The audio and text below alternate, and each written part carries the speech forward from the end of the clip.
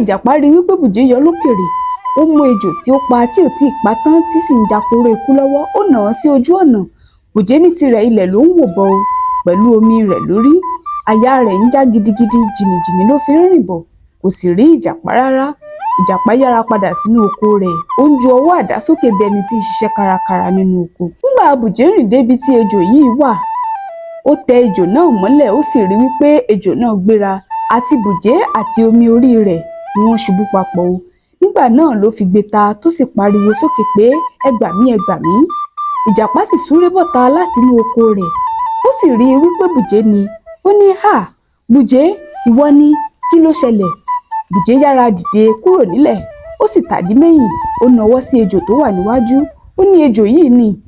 Ìjàpá sì súnmọ́. Nígbà ìjàpá gbé ọwọ́ àdá sókè lákọ̀ọ́kọ́. Ibùdó ìtàn lórí Yorùbá Tales TV.